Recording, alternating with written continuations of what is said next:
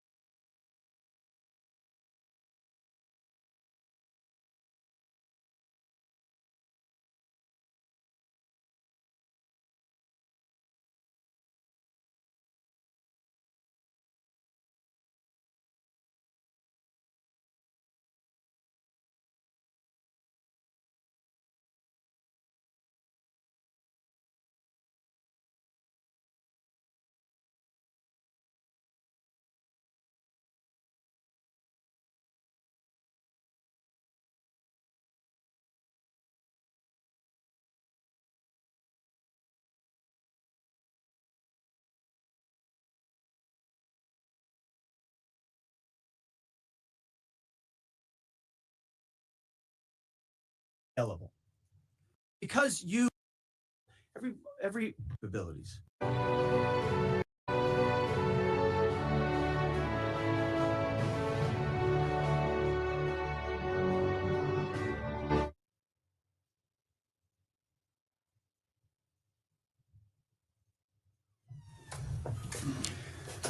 Well, good morning, everybody.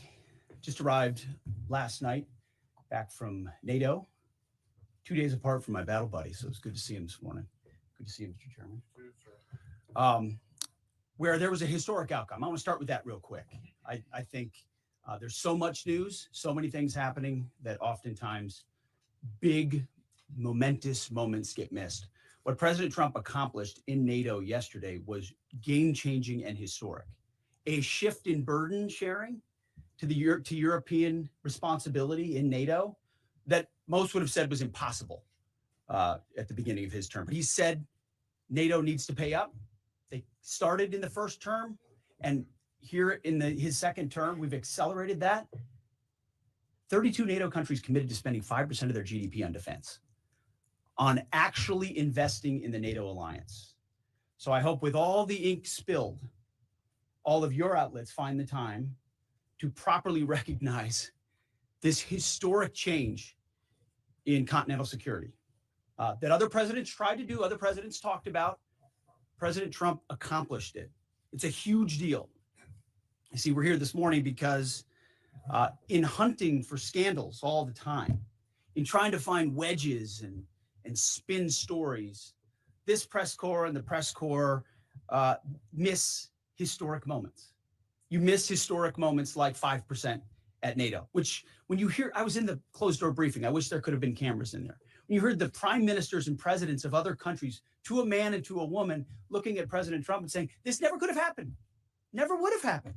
It seemed impossible 5 years ago, 2 years ago, 8 years ago. But here we are because of your leadership. If you ask them the question, I bet they'd say the same thing. But searching for scandals, you miss historic moments like recruiting at the Pentagon, historic levels in the Army, the Air Force, and the Navy. Yeah, maybe there'll be a little mention here or there, but because it was under President Trump's leadership, because Americans are responding to him as commander in chief, the press corps doesn't want to write about it. Or bring us to the topic of the moment, the highly successful strikes in Iran. Let me read the bottom line here. President Trump directed the most complex and secretive military operation in history. And it was a resounding success, resulting in a ceasefire agreement and the end of the 12-day war. There's been a lot of discussion about what happened and what didn't happen. Step back for a second. Because of decisive military action, President Trump created the conditions to end the war, decimating, choose your word, obliterating, destroying Iran's nuclear capabilities. I want to read some of the assessments that have been provided, because whether it's fake news, CNN, MSNBC, or the New York Times, there's been fawning coverage of a preliminary assessment. I've had a chance to read it. every outlet has breathlessly reported on a preliminary assessment from DIA. I'm looking at it right now. Again, it was preliminary, a day and a half after the actual strike, when it admits itself in writing that it requires weeks to accumulate the necessary data to make such an assessment. It's preliminary. It points out that it's not been coordinated with the intelligence community at all. There's low confidence in this particular report. It says in the report there are gaps in the information. It says in the report multiple linchpin assumptions are what this assessment, a linchpin assumption, you know what that is? That means your entire premise is predicated on a linchpin. If you're wrong, everything else is wrong. And yet, and still, this report acknowledges it's likely severe damage. Again, this is preliminary, but leaked because someone had an agenda to try to muddy the waters and make it look like this historic strike wasn't successful. I'm going to get to the chairman in a moment because he's going to lay out the particulars for you based on his professional military experience. But here's what other folks are saying. The DIA that put that report out says this is a preliminary low confidence report and will continue to be refined as additional intelligence becomes available. How about the Israeli Atomic Energy Commission?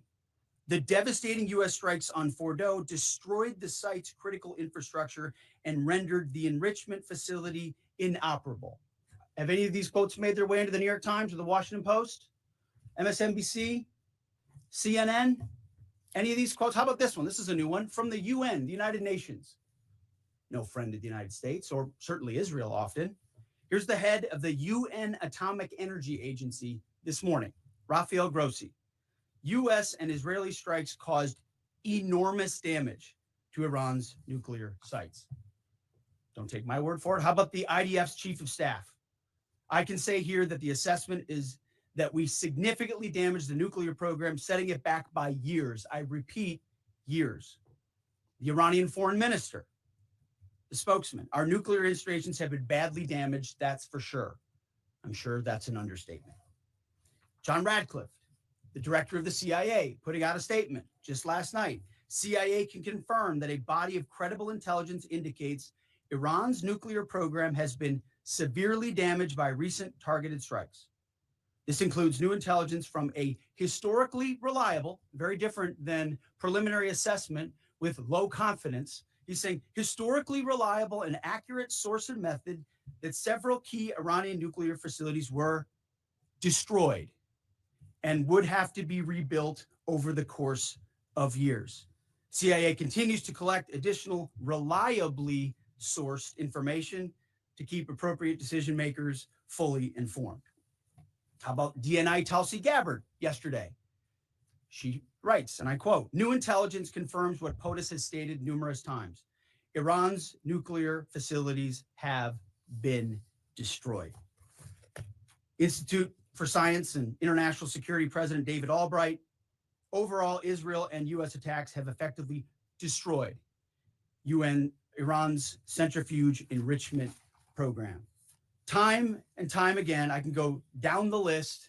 Those that understand, those that see, those that do proper assessments recognize that what the United States military did was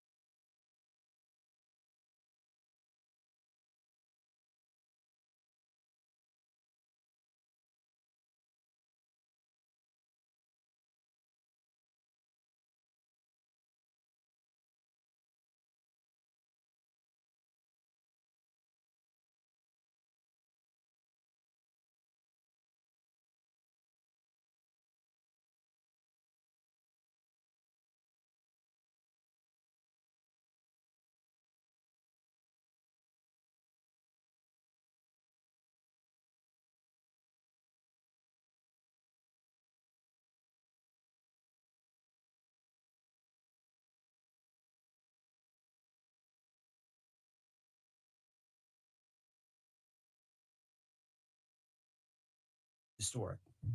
And again, before I pass it to the chairman, because you, and I mean specifically you, the press, specifically you, the press corps, because you cheer against Trump so hard, it's like in your DNA and in your blood to cheer against Trump, because you want him not to be successful so bad, you have to cheer against the efficacy of these strikes. You have to hope maybe they weren't effective. Maybe the way the Trump administration has represented them isn't true. So let's take half-truths, spun information, leaked information, and then spin it in every way we can to try to cause doubt and manipulate the public mind over whether or not our brave pilots were successful. How many stories have been written about how hard it is to, I don't know, fly a plane for 36 hours? Has MSNBC done that story? Has Fox? Have we done the story how hard that is? Have we done it 2 or 3 times so that American people understand? How about how difficult it is to shoot a drone from an F-15 or 16 or F-22 or F-35? Or what it's like to man a Patriot battery? Or how hard it is to refuel midair? Giving the American people an understanding of how complex and sophisticated this mission really was. There are so many aspects of what our brave men and women did that because of the hatred of this press corps are undermined because your people are trying to leak and spin that it wasn't successful. It's irresponsible. And folks in this room are privy to that information because of the proximity here in the Pentagon. It's an important responsibility. And time again, classified information is leaked or peddled for political purposes to try to make the president look bad. And what's really happening is you're undermining the success of incredible B-2 pilots and incredible F-35 pilots and incredible refuelers and incredible air defenders who accomplished their mission, set back a nuclear program in ways that other presidents would have dreamed. How about we celebrate that? How about we talk about how special America is, that only we have these capabilities? I think it's too much to ask, unfortunately, for the fake news. So we're used to that. But we also have an opportunity to stand at the podium and read the truth of what's really happening. And the reality is, you want to call it destroyed, you want to call it defeated, you want to call it obliterated, choose your word. This was an historically successful attack. We should celebrate it as Americans, and it gives us a chance to have peace, chance to have a deal, and an opportunity to prevent a nuclear Iran, which is something President Trump talked about for 20 years, and no other presidents had the courage to actually do. So with that, I want to hand it over to the chairman of the Joint Chiefs. They've done technical analysis on this, not just on the strike, but also on our Patriot defenders and Al-Udeid. And Mr. Chairman, I'll hand it over to you. Good morning. Thank you, Mr. Secretary, and good morning, and all of you. Thank you for being here. As a follow-up to my comments on Sunday's press conference, I wanted to give you a few updates this morning on something I'm honored to do as a chairman, and that's a chance to get to talk about some of our service members and the incredible things that they do on behalf of our nation. And I apologize ahead of time for the length and the detail. Today, I'm going to brief you on a couple things. First, I'm going to talk about our air defenders at Al-Udeid in Qatar and their actions on Monday. Then I'm going to walk you through a little bit about the academics that went into the attack against Fordo, the massive ordnance penetrator weapon, and we're going to show a video that highlights the effects that weapon has. Of course, nobody was down inside the target, so we don't have video from the target. First, on Monday. As the president has stated, on Monday morning, we began to receive indications and warnings that Iran intended to attack U.S. bases in the region.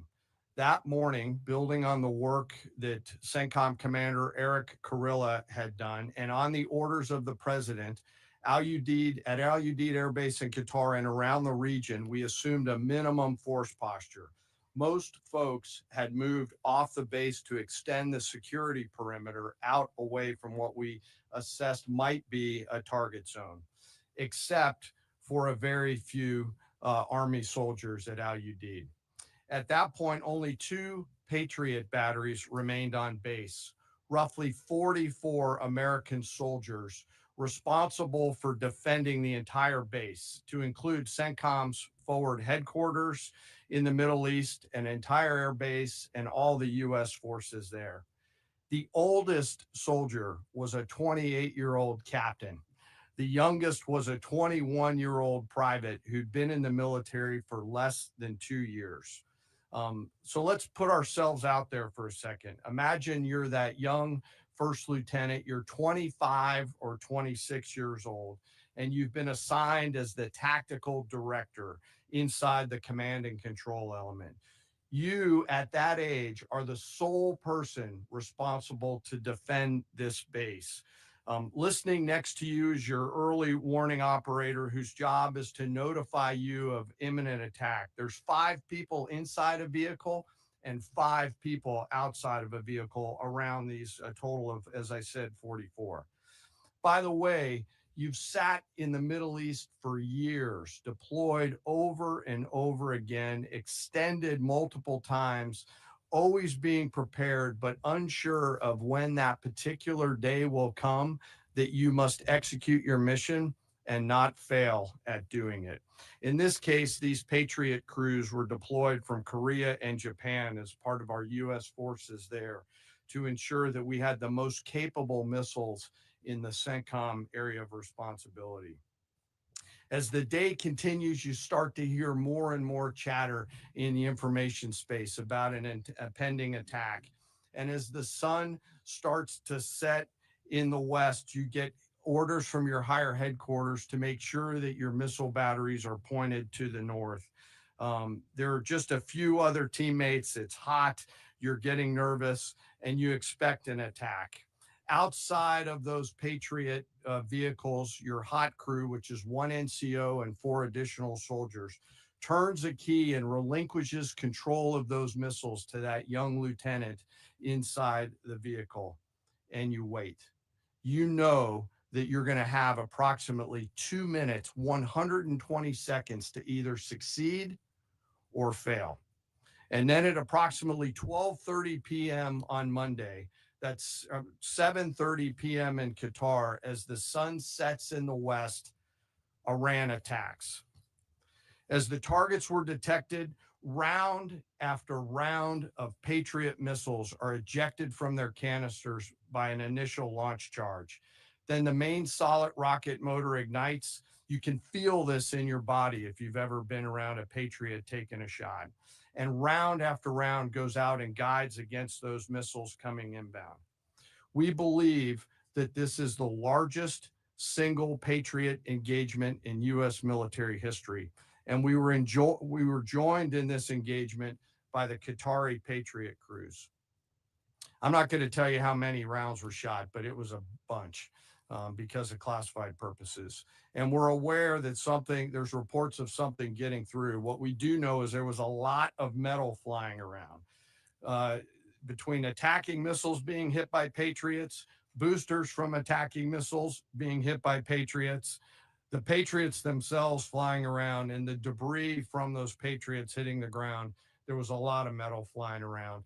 And yet our U.S. air defenders had only seconds to make complex decisions with strategic impact. These awesome humans, along with their Qatari brothers and sisters in arms, stood between a salvo of Iranian missiles and the safety of Al Udeid. They are the unsung heroes of the 21st century United States Army. And I know a lot of you have seen the videos online and the excitement as those Patriots departed their launchers and went up and guided. This really demonstrates the combat capability and capacity of our Army air defenders. Simply stated, they absolutely crushed it. If you'd flip this over, thanks. Let me next move to a walkthrough of the GBU-57 massive ordnance penetrator weapon and share a little bit about the planners who did this and their work on the weapon. First, let me set the stage for you. There's an organization in the U.S. called the Defense Threat Reduction Agency, DTRA. DTRA does a lot of things for our nation, but DTRA is the world's leading expert on deeply buried underground targets. In 2009, a Defense Threat Reduction Agency officer was brought into a vault at an undisclosed location and briefed on something going on in Iran. For security purposes, I'm not going to share his name. He was shown some photos and some highly classified intelligence of what looked like a major construction project in the mountains of Iran. He was tasked to study this facility, work with the intelligence community to understand it, and he was soon joined by an additional teammate. For more than 15 years, this officer and his teammate lived and breathed this single target, Fordow, a critical element of Iran's covert nuclear weapons program. He studied the geology. He watched the Iranians dig it out. He watched the construction, the weather, the discard material, the geology, the construction materials, where the materials came from. He looked at the vent shaft, the exhaust shaft, the electrical systems, the environmental control systems, every nook, every crater, every piece of equipment going in and every piece of equipment going out. They literally dreamed about this target at night when they slept. They thought about it driving back and forth to work, and they knew from the very first days what this was for. You do not build a multi-layered underground bunker complex with centrifuges and other equipment in a mountain for any peaceful purpose. They weren't able to discuss this with their family, their wives, their kids, their friends, but they just kept grinding it out. And along the way, they realized we did not have a weapon that could adequately strike and kill this target. So they began a journey to work with industry and other tacticians to develop the GBU-57. They tested it over and over again, tried different options, tried more after that. They accomplished hundreds of test shots and dropped many full-scale weapons against extremely realistic targets for a single purpose: kill this target at the time and place of our nation's choosing. And then on a day in June of 2025, more than 15 years after they started their life's work, the phone rang and the President of the United States ordered the B-2 force that you've supported to go strike and kill this target. Yesterday, I had the incredible honor and privilege of spending time with these two Defense Threat Reduction Agency officers who've given so much. One of them said, quote, "I can't even get my head around this. My heart is so filled with the pride of being a part of this team. I am so honored to be a part of this." To you both, thank you, and thank you to your families. Operation Midnight Hammer was the culmination of those 15 years of incredible work. The air crews, the tanker crews, the weapons crews that built the weapons, the load crews that loaded it. Before I run through this video today, I want to talk a little bit about weaponeering and what goes into an attack. Weaponeering is the science of evaluating a target. I mentioned all of those factors before that these two DTRA officers had thought about. Ultimately, weaponeering is determining the right weapon and fuse combination to achieve the desired effects and maximum destruction against a target. In the case of Fordow, the DTRA team understood with a high degree of confidence the elements of the target required to kill its functions, and the weapons were designed, planned, and delivered to ensure that they achieve the effects in the mission space. By the way, in the beginning of its development, we had so many PhDs working on the MOP program, doing modeling and simulation, that we were quietly and in a secret way the biggest users of supercomputer hours within the United States of America. So let me talk about the graphic a little bit. And the GBU-57, which all of you I know is a 30,000 pound weapon dropped only by the B-2. It's comprised of steel, explosive, and a fuse, programmed bespokely each weapon to achieve a particular effect inside the target. Each weapon had a unique desired impact angle, arrival, final heading, and a fuse setting. The fuse is effectively what tells the bomb when to function. A longer delay in a fuse, the deeper the weapon will penetrate and drive into the target. So on Fordow, in June of 2008, you can see these three holes. Depicted here is the main exhaust shaft with two additional ventilation shafts on either side. the United States decided to strike these two ventilation shafts, seen here on the main graphic, as the primary point of entry into the mission space. In the days preceding the attack against Fordow, the Iranians attempted to cover the shafts with concrete to try to prevent an attack. I won't share the specific dimensions of the concrete cap, but you should know that we know what the dimensions of those concrete caps were. The planners had to account for this. They accounted for everything. The cap was forcibly removed by the first weapon, and the main shaft was uncovered. Weapons 2, 3, 4, 5 were tasked to enter the main shaft, move down into the complex at greater than 1,000 feet per second, and explode in the mission space. Weapon number 6 was designed on each side, so there were 6 on each side. Weapons number 6 was designed as a flex weapon to allow us to cover if one of the preceding jets or one of the preceding weapons did not work. The video I'm about to show you is a culmination of over 15 years of development and testing. As I said, hundreds of test shots on various models. This is one weapon. So if you take a view of this as 5 additionals, you'll get a sense of what this looks like. Hopefully you can see it and there's not too much reflection. Tom runs our videos out there. We'll run it at full speed so you can see it and then go back through it. Go ahead, Tom.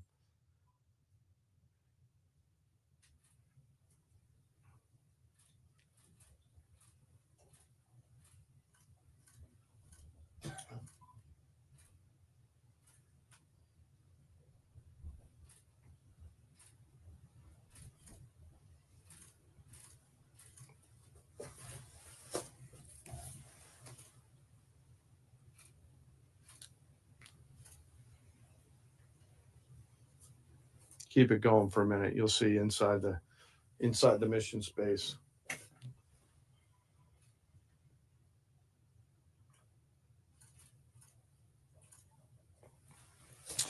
Unlike a normal surface bomb, you won't see an impact crater because they're designed to deeply bury and then function. I know there's been a lot of questions about that. All 6 weapons at each vent at Fordow went exactly where they were intended to go. A bomb has 3 effects that causes damage: blast, fragmentation, and overpressure.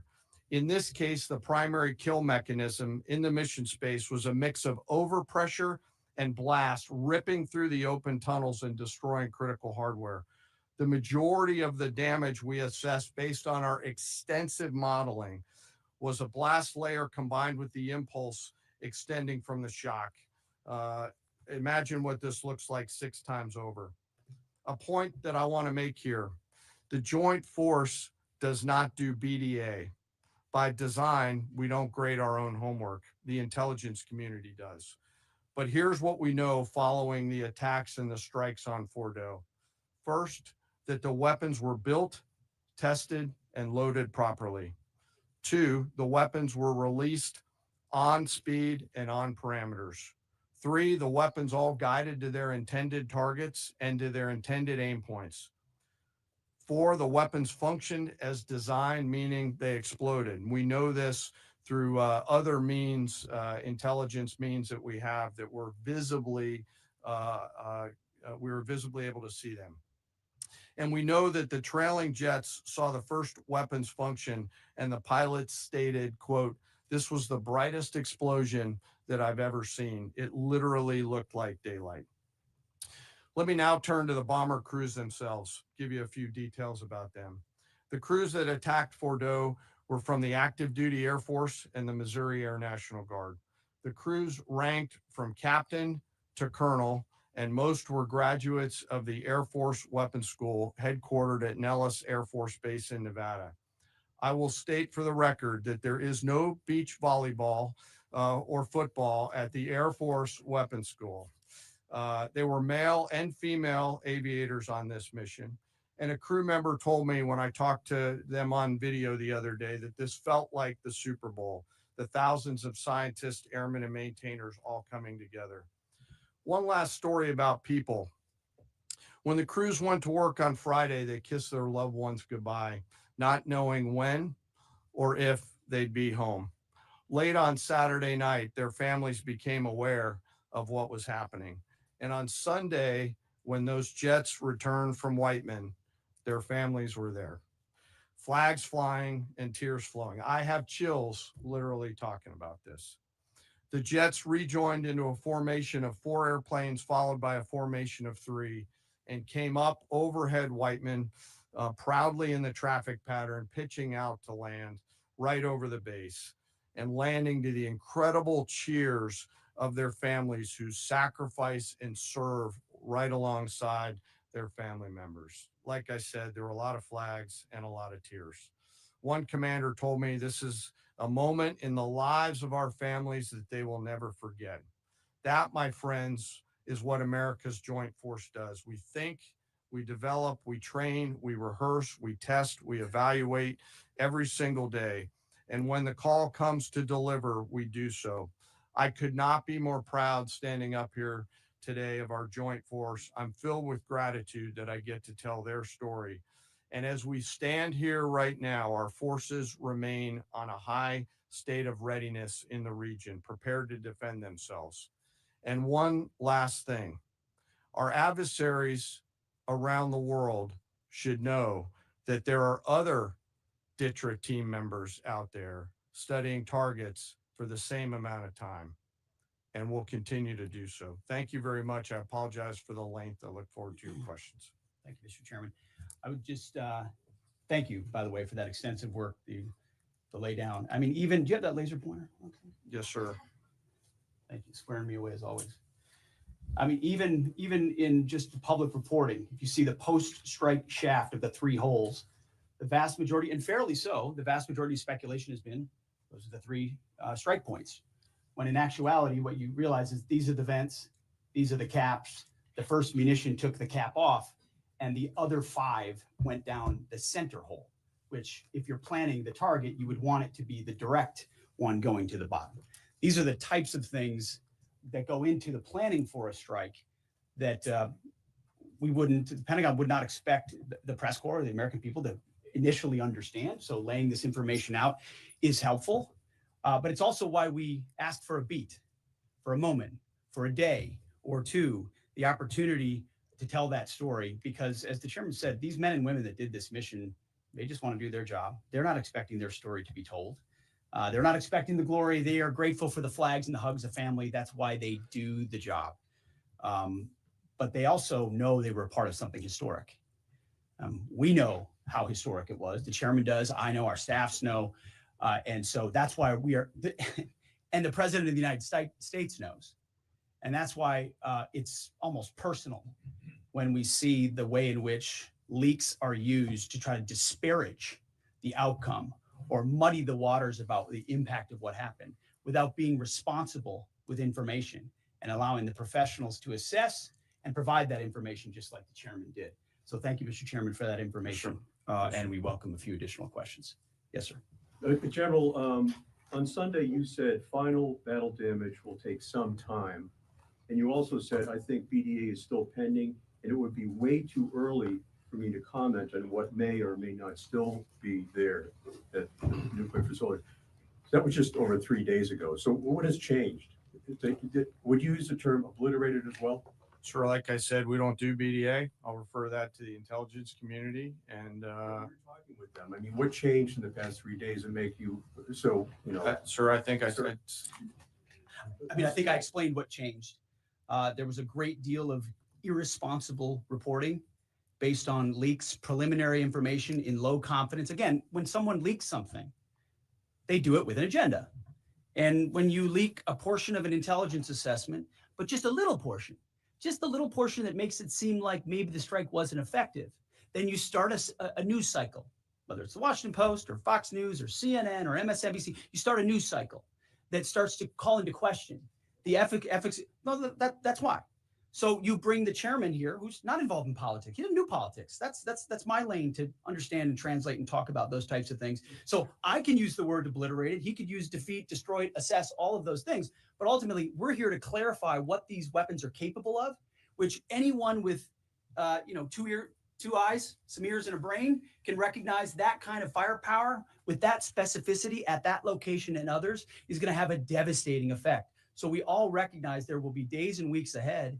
That's why yesterday I said, if you want to know what's going on at Fort O, you better go there and get a big shovel, because no one's under there right now. No one's under there able to assess, and everyone's using reflections of what they see. And that's why the Israelis, the Iranians, the IAEA, the UN, to a man and to a woman who recognize the capability of this weapon system, are acknowledging how destructive it's been. So that's what's changed.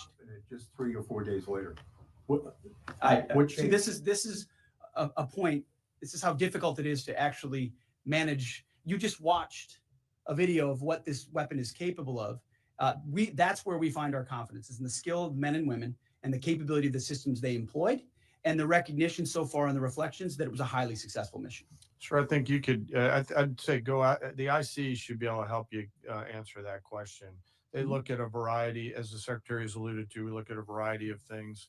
I don't do that. They do. All different sources of intel, which I'd refer you to them to get clarity on the instance. So again, I go back to the IC, whether it's Director Radcliffe or ODNI Gabbard. I read the statements at the beginning. They're the ones aggregating the intelligence, and they're saying nuclear facilities were destroyed and would have to be rebuilt over a number of years. Facilities were destroyed. What do we got right here? So you cited a body of credible intelligence to suggest that the damage at Fort O and other places. What is that referring to, and when can we see it? I was reading from the CIA director's statement, which came out last night. CIA, again, they do the BDA, they do the assessment. CIA can confirm that a body of credible intelligence indicates, it also goes on to say, new intelligence from historically reliable and accurate sources and methods. Now, you can imagine the CIA director is going to be very careful about how he articulates things of that sensitivity. Classified, secret, top secret, compartmentalized. He's going to know things that you're not going to know, that the press isn't going to know. And he's reflecting that the sources he's seeing are highly credible. They've given credible intelligence. They or those processes have given credible intelligence in the past. And that's what he's basing it on. Do you think we need to see that? Do you have a top secret clearance, sir? Eventually, Okay. the American public wants Yes, to see sir. it. Yes. Yeah, you. I wanted to ask briefly just. No, not you. Checkered shirt. Oh. There. So Mike Glenn with the Washington Times. Yes, sir. Thanks, sir. Anybody who's ever read a battalion S2 report after a fight knows that it's usually, the initial report is usually wrong, sometimes grossly so. Is what happened in this incident caused y'all to sort of rethink the intelligence process or the dissemination, or do you think it's just if the process itself doesn't require any more adjustment?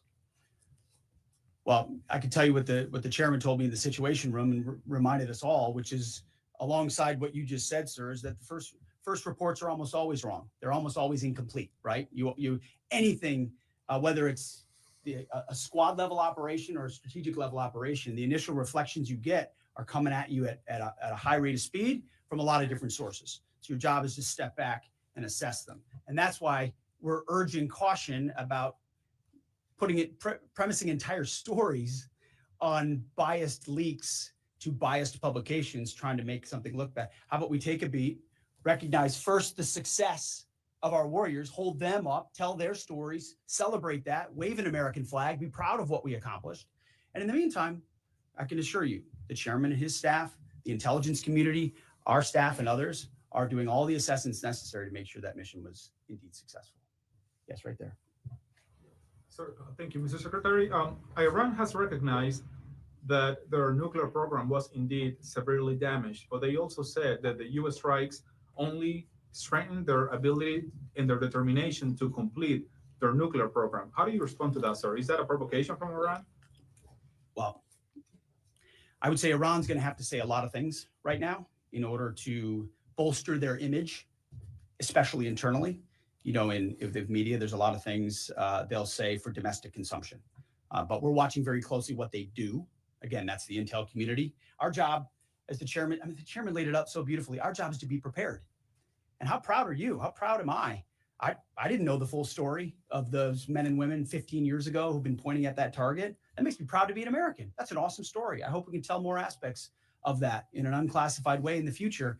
That's a great thing to know. Our job is to be prepared when the commander-in-chief calls based on those assessments. So of course, our IC, the Intelligence Committee, will keep watching what Iran does and pay attention to that. But the president has created the contours, the opportunity for a deal, for peace, in something that the world said was intractable, that wasn't possible.